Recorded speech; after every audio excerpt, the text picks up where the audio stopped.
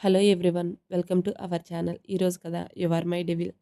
ఆరాధ్య జైకి కాల్ చేసి విషయం చెప్పిన తర్వాత జై అమ్మ వాళ్ళేమో నా కోసం పెళ్లి సంబంధం మాట్లాడాలని వెళ్ళారు. ఇక్కడ ఆరాధ్యేమో పెళ్లి ఫిక్స్ అయ్యింది అని చెప్తుంది. ఆహ్ అని గట్టిగా అరుస్తూ ఇప్పుడు ఈ విషయం అమ్మ వాళ్ళకి చెప్తే ఎలా రియాక్ట్ అవుతారో, అదే ముందు చెప్పాల్సింది కదా అని ఆలోచిస్తూ ఉన్నాడు. ఇంతలో సుబ్రహ్మణ్యం గారు జైకి కాల్ చేసి ఏం చేస్తున్నావు ఇంట్లో, టిఫిన్ తిన్నావా అని అడిగాడు. ఇందాకే అయ్యింది, వర్క్ చేస్తున్నా. చెప్పండి నాన్న. చిన్న శుభవార్త, నీకు పెళ్లి ఫిక్స్ చేశాం. జై, అమ్మాయి మాకు బాగా నచ్చింది. మన దూరపు చుట్టాలమ్మాయి. మీ అమ్మ చాలా సంతోషంగా ఉందిరా నీ పెళ్లి కుదిరినందుకు. ఇంకా 10 రోజుల్లో వచ్చి నిశ్చితార్థం చేసుకుంటాం. తర్వాత పెళ్లి. 10 రోజుల్లో నిశ్చితార్థం ఏంటి నాన్న? ఆలస్యం అమృతం విషం అన్నారు కదా జై, అందుకే. సరే, ఈ రాత్రికి బయలుదేరి వస్తున్నా, జాగ్రత్తగా ఉండు అని కాల్ కట్ చేశారు సుబ్రహ్మణ్యం. రఘు, బావా, ఈ విషయం వెంటనే అభినయకి చెప్పాలి. తను కూడా చాలా హ్యాపీగా ఫీల్ అవుతుంది. సురేఖ, అవునన్నయ్య, తనకు విషయం చెప్పాలి అని రఘు గారు అభినయ్కి కాల్ చేశారు. తను కాల్ లిఫ్ట్ చేసి అందరూ క్షేమ సమాచారాలు కనుక్కున్న తర్వాత జైకి సంబంధం కుదిరిందని అల్లుడు గారు చూసిన అమ్మాయి అని చెప్పడంతో అభినయ చాలా అంటే చాలా హ్యాపీగా ఫీల్ అయింది. బావ పెళ్ళికి ఒప్పుకున్నాడా? ఒప్పుకున్నాడు తల్లి. తను ఓకే అన్న తర్వాతే ఈ సంబంధం మాట్లాడడానికి వచ్చాం. ఆరాధ్య, అమ్మ, నాన్న కూడా చాలా మంచి మనుషులు. నువ్వు ఇప్పుడు వస్తున్నావు అభినయ. పల్లవికి డెలివరీ అయిన వెంటనే వస్తామత్తా. అయితే నువ్వు వచ్చిన తర్వాతనే జై పెళ్ళికి ముహూర్తాలు పెట్టుకుంటాం. అలాగే అత్త, నేను కూడా ఆయనకి విషయం చెప్తాను. అలాగే బావను కూడా ఒకసారి కాల్ చేసి మాట్లాడతాను. ఈ పాటికి ఆరాధ్య జైకి కాల్ చేసి తనకు పెళ్లి కుదిరిందనే విషయం చెప్పే ఉంటుంది. ఇప్పుడు జై కూడా మేము ఇంటికి వెళ్ళగానే మాతో విషయం ఎలా చెప్పాలని సతమతమవుతూ ఉంటాడు. బావని ఎక్కువ ఏడిపించకు పాపం. అబ్బో, బావని ఏడిపిస్తుంటే నీకు బాధగా ఉంది. వాడిని ఎలా సెట్ చేయాలో నేను చూసుకుంటా. సరే బుజ్జమ్మ, ఇక ఉంటాను తల్లి. అలాగే అత్త, అమ్మ, నాన్న, మావయ్య, అందరికీ బాయ్ అని కాల్ కట్ చేసింది అభినయ.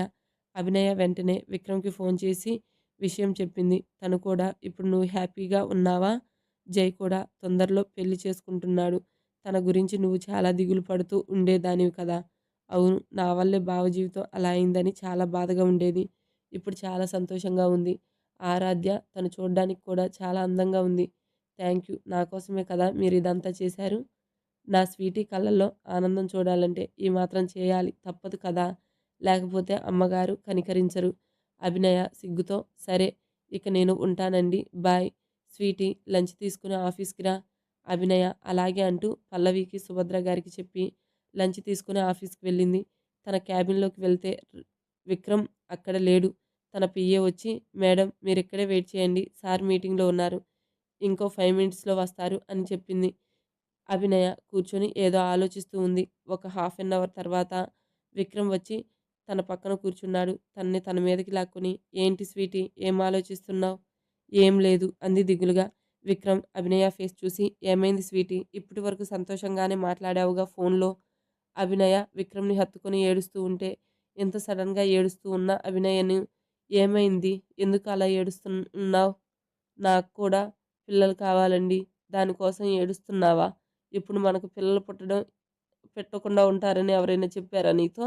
నీ హెల్త్ కొంచెం సరిగ్గా లేదు అని పిల్లల గురించి ఆలోచించలేదు. నువ్వు సెట్ అయ్యాక నిన్ను ఎంతమందిని కనాలి అనుకున్నా. ఓకే, నాకేం అభ్యంతరం లేదు. నువ్వు వద్దు మహాప్రభు అనేంత వరకు నీకు ఆపరేషన్ కూడా చేయించను. ఎంతమంది పిల్లలు కావాలంటే అంతమందిని కన్ కన్సీవ్ కానీ. నా స్వీటీలో అంత ఓపిక ఉందని నేను అనుకోవడం లేదు.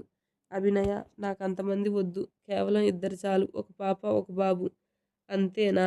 నేనింకా ఏదో 10 మంది పిల్లల్ని కంటావనుకున్నా అన్నాడు నవ్వుతూ. వద్దు, నాకు మీలాంటి ఒక పాప, బాబు కావాలి. విక్రమ్ సోఫాలో నుండి లేచి అభినయ్‌ని ఎత్తుకొని తన పర్సనల్ రూమ్‌లోకి తీసుకువెళ్తున్నాడు. అభినయ, లంచ్ తీసుకురమ్మన్నారు అని తీసుకొచ్చాను. ఇప్పుడెందుకు రూమ్‌లోకి? ఇందాకే కదా పిల్లలు కావాలి అన్నావు. మరి ఆ మాత్రం టైం స్పెండ్ చేయాలి కదా. అభినయ్‌ని బెడ్ మీద దింపి డోర్ లాక్ చేసి అల్లుకుపోయాడు.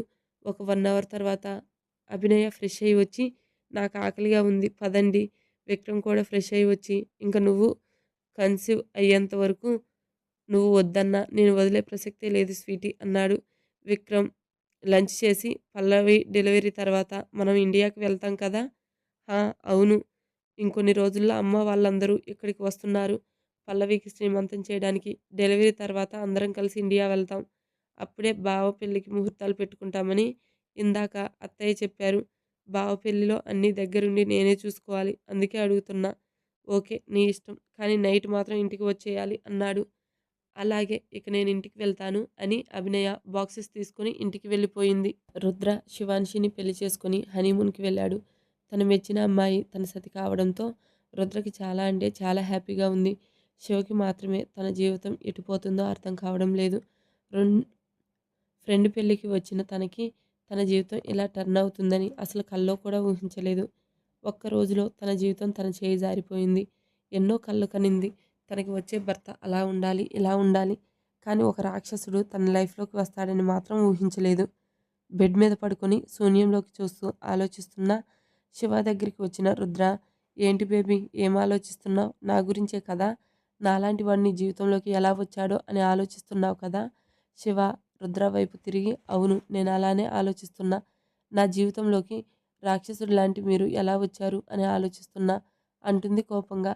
రుద్ర తన పక్కన చేరి తన మీదకి లాక్కొని, "చెప్పానుగా బేబీ నిన్ను చూసిన మొదటి క్షణమే నువ్వు నాకు మాత్రమే సొంతమని.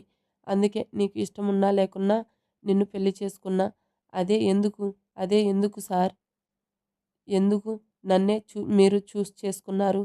ఎందుకంటే బేబీ నిన్ను చూడగానే ఇక్కడ గుండెపైన చెయ్యి పెట్టి ఇక్కడ ఏదోలా అనిపించింది తెలుసా? అందుకే నిన్ను కిడ్నాప్ చేసి పెళ్లి చేసుకున్నా. మీకు నచ్చితే సరిపోతుందా? మీరు నాకు నచ్చాల్సిన అవసరం లేదా?" "అదేంటి బేబీ అలా అన్నావు? నేను నీకు నచ్చలేదా? నిజం చెప్పు. నాలాంటి అందగాడు నీకెక్కడ దొరుకుతాడు?" తన బుగ్గ మీద ముద్దు పెట్టాడు గట్టిగా. శివ రుద్రని పట్టుకొని, "మీరెందుకిలా చేశారు?" అని ఏడుస్తుంది గట్టిగా. రుద్ర తన తల నిమురుతూ, "చెప్పానుగా బేబీ నిన్ను చూడగానే నువ్వు నాకే కావాలి అనిపించింది. లేట్ చేస్తే నువ్వెక్కడ దూరమైపోతావో అన్న భయం వేసింది. అందుకే ఇలా చేశాను. కానీ నాకు ఒక మనసు ఉంటుందని మీరు ఆలోచించలేకపోయారు. ఎందుకు? నా మనసులో ఎవరైనా ఉండి ఉంటే ఏం చేసేవారు మీరు?" రుద్ర సింపుల్‌గా, "నీ మనసులో ఉన్నవాడిని చంపేసేవాడిని." ఆ మాట విన్న శివ, "వాట్? చంపేస్తారా? ఎందుకు? నేను కూడా తనని ఇష్టపడితే, నువ్వు ఇష్టపడ్డా కూడా నిన్ను ఇష్టపడ్డవాడిని చంపేసేవాడిని. ఇప్పుడు ఆ ఛాన్స్ లేదులే బేబీ. ఇంక నువ్వు నా నుంచి అప్పటికి దూరం కాలేవుగా." ఇలా మాటలతో టైం వేస్ట్ చేస్తూ, నువ్వు ఫీల్ అవుతూ ఎందుకు చెప్పు? అది కంటిన్యూ చేద్దాం అని శివ నోటి నుంచి ఇంకొక మాట రాకుండా తన లిప్స్‌ని క్లోజ్ చేశాడు. అలా తన్ని అల్లుకుపోయాడు. 1 అవర్ తర్వాత అలసిన దేహాలతో ఇద్దరూ బెడ్ మీద దుప్పటి కప్పుకొని ఉన్నారు. "నీకో విషయం చెప్పనా బేబీ? మన పెళ్ళికి ముందు మా తాతయ్య నాకు ఒక రహస్యం చెప్పారు. అది విన్న నేను షాక్ అయ్యాను. తను చెప్పిన దానికి నేను ఒప్పుకోలేదు. అది ఏంటంటే" అని రుద్ర శివ చెవిలో చెప్పగానే శివ షాక్ అయింది. "అంటే మీరు మీ తాతయ్య చెప్పినట్టుగా చేస్తారా?" అంది భయంగా. "అవును చేస్తాను. కానీ తను చెప్పినట్టుగా కాదు. నాకు నచ్చే విధంగా చేస్తాను." "అంటే మీరు ఆ అమ్మాయిని నువ్వు ఎక్కువ ఊహించుకోకు. నీకు తప్ప నా గుండెల్లో ఇంకొకరికి స్థానం ఇవ్వను. అనవసరంగా ఆలోచించి బుర్ర పాడు చేసుకోకు. నీ పని కేవలం నన్ను సంతోషపెట్టడం మాత్రమే." అంటూ మరోసారి శివ వద్దంటున్నా తన్ని సొంతం చేసుకున్నాడు. కాసేపటికి తన్ని వదిలి రుద్ర ఫ్రెష్ అయ్యి వచ్చాడు. శివకి ఒళ్ళంతా నొప్పులుగా ఉండడంతో బెడ్ దిగడానికి కూడా కష్టపడుతుంటే తనే వెళ్లి స్నానం చేయించి, డ్రెస్ చేంజ్ చేసి బెడ్ మీద పడుకోబెట్టాడు. కిచెన్‌లో నుంచి లైట్‌గా పాలు తీసుకొచ్చి శివకి తాపించి బాడీ పెయిన్స్ లేకుండా పెయిన్ కిల్లర్ టాబ్లెట్స్ వేశాడు. "మీరు ఎందుకు నన్ను హింసిస్తారు? మీరే ఎందుకు ఇలా నాకు సేవలు చేస్తారు? చెప్పానుగా బేబీ నీ విషయంలో ఏమన్నా చేయడానికి కేవలం నాకు మాత్రమే హక్కు ఉంది. అందుకని నన్ను ఇలా బాధ పెడుతూ ఉంటారా? నువ్వు ఎలా అనుకున్నా పర్లేదు. ఇక రుద్రతో ఏం మాట్లాడినా వేస్ట్" అని టాబ్లెట్స్ మత్తు వల్ల నిద్రలోకి జారుకుంది. అలా 10 రోజులు రుద్ర బాగా శివతో ఎంజాయ్ చేసి తిరిగి ఇండియా వచ్చారు. ఆమె మహల్‌లోకి అడుగుపెట్టాలంటే శివకి చాలా భయంగా ఉంది. తన చెయ్యి పట్టుకున్న రుద్రాన్ని తను ఎంత భయపడుతుందో అర్థమవుతుంది. "కూల్ బేబీ ఎందుకలా భయపడుతున్నావు?" అన్నాడు. రుద్ర, "ఏమో తెలీదు సార్. చాలా భయంగా అనిపిస్తుంది." తన మనవడు వస్తున్న సందర్భంగా వాళ్ళని గడప దగ్గర ఆగమని తన మనవరాలైన భవ్యతో ఇద్దరికీ దిష్టి తీయమని చెప్పాడు. భవ్య దిష్టి తీసిన తర్వాత పని మనిషి ఎర్రనీళ్లు తీసుకొని వెళ్లి బయట పారేసింది. రుద్ర తన సతితో సంతోషంగా తన మహల్‌లో కుడికాలు పెట్టి లోపలికి తీసుకెళ్ళాడు. తన పెళ్లి సింపుల్‌గా గుళ్ళో జరగడంతో అటునుంచి అటే హనీమూన్‌కి వెళ్ళిపోవడంతో మొదటిసారి ఆ మహల్‌లో అడుగుపెట్టడం వాళ్ళిద్దరూ. రుద్ర, శివ వస్తున్న సందర్భంగా మహల్‌ని చాలా అందంగా డెకరేట్ చేశారు. శివ దించిన తల ఎత్తకుండా అలానే భయంతో నించుంది. తనకి భూపతిరాజుని చూస్తే చాలా భయంగా ఉంది. రుద్ర తన సతి చేయి పట్టుకుని తన తాతయ్య దగ్గరికి తీసుకెళ్ళి ఆశీర్వాదం తీసుకోవడానికి కిందకి వంగాడు. శివ అలాగే నుంచుంటే తన్ని కిందకి లాగి ఇద్దరూ ఒకేసారి తన తాతయ్య దగ్గర ఆశీర్వాదం తీసుకున్నారు. భూపతి ఇద్దరిని ఆశీర్వదించి పైకి లేపి శివతో, నా మనవడికి నీ వల్ల ఎటువంటి ఇబ్బంది కలగకూడదు. వాడు చెప్పిన పని మాత్రమే చేయాలి. అర్థమైందా అన్నాడు. శివ భయంతో అర్థమైంది తాతయ్య గారు అంది. అలాగే తన నాయనమ్మ, అమ్మ, నాన్నల దగ్గర ఆశీర్వాదం కూడా తీసుకున్నారు. రుద్ర, శివ. భవ్య, మీ వదిన్ని మీ రూమ్‌కి తీసుకువెళ్ళు అంది మౌనిక. శివ చేయి పట్టుకుని తన రూమ్‌కి తీసుకువెళ్ళింది భవ్య. వాళ్ళు లోపలికి వెళ్ళగానే నేను చెప్పిన పని ఎంతవరకు వచ్చింది రుద్ర అని గంభీరంగా అడిగాడు భూపతి. ఆ పనిలోనే ఉన్నాను తాతయ్య. నువ్వు కంగారు పడకు. అంతా నువ్వు అనుకున్నట్టే జరుగుతుంది. కానీ కొంచెం సమయం పడుతుంది అన్నాడు రుద్ర. మౌనిక, రుద్ర, నువ్వు నీ రూమ్‌కి వెళ్ళు. కాసేపు రెస్ట్ తీసుకో. రుద్ర అలాగే అమ్మా అని రూమ్‌కి వెళ్ళి ఫ్రెష్ అయ్యి బెడ్ మీద పడుకున్నాడు. భవ్య రూమ్‌లోకి వెళ్ళిన శివకి చాలా భయంగా ఉంది. తనతో ఏం మాట్లాడాలో అర్థం కాక మౌనంగా ఉంటే భవ్యనే చొరవగా, వదినా ఏంటి అలా ఉన్నావు? నాతో మాట్లాడడం నీకిష్టం లేదా? అంది. తల ఎత్తి భవ్యను చూస్తూ అయ్యో! అలాంటిదేమీ లేదు. కొత్త కదా! కొంచెం ఏదోలా ఉంది అంతే అంది.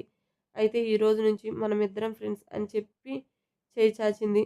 శివ కూడా అలానే అంటూ తనకి చేయి ఇచ్చింది. భవ్య నవ్వుతూ జై జర్నీ చేసి చాలా అలసిపోయి ఉంటావు వదినా. ఫ్రెష్ అయ్యి కాసేపు రెస్ట్ తీసుకో. రుద్ర, శివ లంచ్ కూడా చేయకుండా నిద్రపోవడంతో వాళ్ళని డిస్టర్బ్ చేయకుండా మహల్‌లో ఉన్నవారు లంచ్ కంప్లీట్ చేశారు. ఇన్ని రోజులు రుద్ర పక్కన ఉండడం వల్ల ప్రశాంతంగా నిద్రపోని శివానీకి చాలా రోజుల తర్వాత చాలా బాగా నిద్ర పట్టింది. లేచి చూస్తే టైం 5:30 అని చూపిస్తుంది.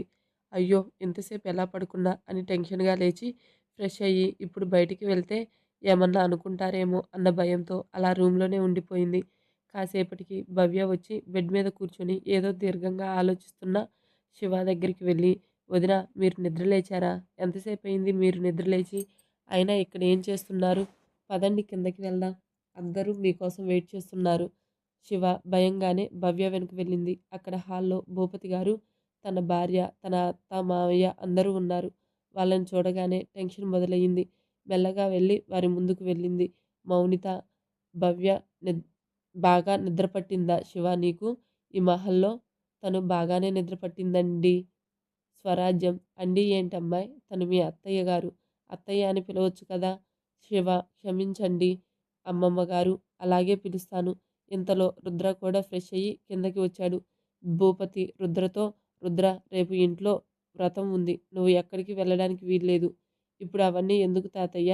నువ్వు పెళ్లి చేసుకొని అటునుంచి అటే వెళ్ళావు. కనీసం మన ఇంటి పద్ధతులను మనం పాటించాలిగా. మౌనిక, కన్నా తాతయ్య చెప్పింది విను. ఇంకో 2 డేస్‌లో ఇంట్లో పూజలు ఉంటాయి. అప్పటి వరకు శివ భవ్య గదిలోనే ఉంటుంది. నువ్వు తనకి దూరంగా ఉంటే మంచిది. వద్దు మమ్మీ. ఆల్రెడీ మా ఇద్దరి మధ్య అంతా అయిపోయింది. మళ్ళీ ఇంకా తనకు దూరంగా ఉండమంటావేంటి? మౌనిత కోపంగా, ఏంటి రుద్ర తాతయ్య వాళ్ళ ముందల నువ్వు అలాగేనా మాట్లాడేది?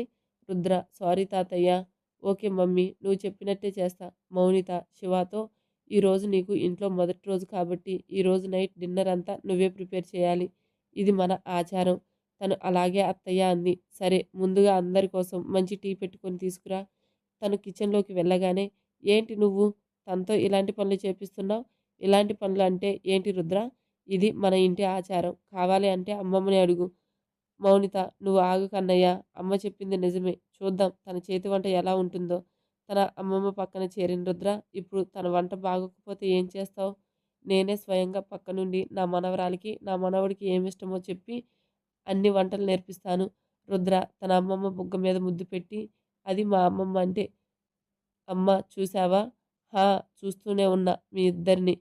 నాన్న, అన్నయ్య ఇంకా ఇంటికి రాలేదు. ఇందాకే ఫోన్ చేశానురా. ఇంకా 10 మినిట్స్‌లో వచ్చేస్తా అని చెప్పాడు. వీళ్ళు మాటల్లో ఉండగానే శివ ఒక ట్రేతో టీ తీసుకొని వచ్చి వాళ్ళందరికీ అందించింది. మొదటగా భూపతి గారు కొంచెం తాగి పర్వాలేదు అని అన్నాడు. తర్వాత మిగతా వాళ్ళందరూ కూడా చాలా బాగుంది అని చెప్పడంతో అప్పటి వరకు టెన్షన్‌గా ఉన్న శివ కొంచెం రిలాక్స్ అయింది. భూపతి, స్వరాజ్యం వారి రూమ్స్‌కి వెళ్ళగానే మౌనిత నైట్ డిన్నర్‌కి ఏమేం ప్రిపేర్ చేయాలో పనమ్మాయి చెప్తుంది. అన్నీ దగ్గరుండి నువ్వే చేయాలి. అర్థమైంది కదా! అలాగే అని తల ఊపడంతో మౌనిత కూడా తన రూమ్‌కి వెళ్ళింది. అందరూ అక్కడి నుంచి వెళ్ళగానే రుద్ర శివని తన మీదకి లాక్కొని చాలా బాగుంది బేబీ. నైట్ నాకిష్టమైన వంటలే చేయాలి అని చెప్పడంతో మీకేమిష్టమో నాకు తెలియదు కదా అంది. తెలుసుకో బేబీ, మా మమ్మీని అడిగితే అన్నీ చెప్తుంది. నాకేమేమి ఇష్టమో అంటూ అక్కడ హాల్‌లో ఎవరూ లేకపోవడంతో వెంటనే తన లిప్స్ అందుకొని ఒక ముద్దు పెట్టి శివాని వదిలి వెళ్ళాడు. రుద్ర అలా ముద్దు పెట్టడంతో అక్కడ ఎవరైనా చూసారేమో అన్న భయంతో చుట్టూ చూసింది. ఎవరూ లేకపోవడంతో హమ్మయ్య! ఈ 2 రోజులు ఈయనకి ఎంత దూరంగా ఉంటే అంత మంచిది. మళ్ళీ అత్తయ్య గారితో మాట్లాడి ఒకసారి మా అమ్మ వాళ్ళ ఇంటికి వెళ్ళాలి అని అనుకుంటూ ఉంది. అలా ఏదో ఆలోచిస్తూ ఉన్న శివ దగ్గరికి పని అమ్మాయి వచ్చి, "అమ్మగారు నైట్ డిన్నర్ ప్రిపేర్ చేయడానికి కావాల్సినవన్నీ సిద్ధం చేశాను. మీరు రండి" అని చెప్పడంతో శివ కిచెన్‌లోకి వెళ్ళింది. అక్కడ పనమ్మాయి చెప్పిన లిస్ట్ మొత్తం ప్రిపేర్ చేసి ఒంటికి చెమటలు పట్టడంతో భవ్య రూమ్‌కి వెళ్ళింది. "భవ్య, నాకు ఒక శారీ ఇస్తావా? నేను ఫ్రెష్ అయ్యి వస్తాను." "అలాగే వదిన, ఇప్పుడే అమ్మని అడిగి తీసుకొని వస్తాను" అని భవ్య వాళ్ళమ్మ రూమ్‌కి వెళ్ళింది. భవ్య తెచ్చిన శారీ శివాకి ఇవ్వడంతో తను స్నానం చేసి రెడీ అయ్యి కిందకి వెళ్ళింది. ఇంకా డిన్నర్ టైం కాకపోవడంతో అన్నీ టేబుల్ మీద అరేంజ్ చేసి వెయిట్ చేస్తుంది. ఒక 10 మినిట్స్ తర్వాత అందరూ వచ్చి డైనింగ్ టేబుల్ దగ్గర కూర్చున్నారు. భయంతోనే అందరికీ వడ్డించి ఒక పక్కన నుంచుంది శివ. అందరూ ఏం చెప్పకుండా తింటూ ఉండడంతో శివాకి భయం మొదలైంది. వంటలు ఎలా ఉన్నాయో ఏంటో? ఎవరు ఏం చెప్పడం లేదు అని ఆలోచిస్తూ ఉంటే భూపతి గారు ఒకసారి ఇటురా అని గట్టిగా పిలవడంతో ఉలిక్కిపడి తన దగ్గరికి ఫాస్ట్‌గా వెళ్ళింది. భూపతి శివతో, "ఈ వంటలన్నీ నువ్వే చేశావా?" తను, "ఆ! తాతయ్య గారు" అని, "అన్నీ నేనే చేశాను." తన చేతిలో ఉన్న ఒక గిఫ్ట్ బాక్స్ శివ చేతిలో పెట్టి, "చాలా అద్భుతంగా ఉన్నాయి ఈ వంటలన్నీ." ఆ ఒక్క మాటతో శివ ఊపిరి పీల్చుకుంది. భూపతి చేతిలో ఉన్న గిఫ్ట్ బాక్స్ తీసుకోవాలా? వద్దా? అని ఆలోచిస్తూ శివతో, "స్వరాజ్యం గారు, తీసుకో మనవరాలా, ఇది మీ తాతయ్య ప్రేమతో ఇస్తున్న బహుమానం" అని అనడంతో ఆ గిఫ్ట్ బాక్స్ తీసుకొని తన ఆశీర్వాదం తీసుకుంది. భూపతి చల్లగా ఉండు అని దీవించి తన భోజనం కంప్లీట్ చేసి వెళ్ళిపోయాడు. మౌనిత కూడా తన కోడలు వంట అద్భుతంగా ఉండడంతో తను కూడా ఒక గిఫ్ట్ ప్రజెంట్ చేసింది. అది కూడా తీసుకొని తన అత్తగారి ఆశీర్వాదం కూడా తీసుకుంది. "అన్నయ్య, నిజంగా వదిన వంట చాలా బాగుంది. మౌనిత, రుద్రతో చాలా మంచి కోడల్ని తీసుకొచ్చావు రుద్ర" అని అన్నారు. రుద్ర శివాని చూస్తూ కన్ను కొట్టాడు. "స్వరాజ్యం, మనవడా, మేమంతా ఇక్కడే ఉన్నామంది శివాని. ఈయనకి చుట్టుపక్కల ఎవరున్నారని కూడా చూసుకోడు" అని మనసులో రుద్రని తిట్టుకుంటూ ఉంది. వాళ్ళందరూ భోజనాలు పూర్తయిన తర్వాత వారి రూమ్స్‌కి వెళ్ళిపోవడంతో రుద్ర, శివాని ఇద్దరు కలిసి డిన్నర్ కంప్లీట్ చేశారు. అసలు రుద్ర శివాతో చెప్పిన మాటేంటి? తను ఎందుకు ఆ మాట వినగానే షాక్ అయింది? తెలుసుకోవాలనుకుంటే నెక్స్ట్ ఎపిసోడ్ చదవాల్సిందే. Please subscribe to my channel. Thank you.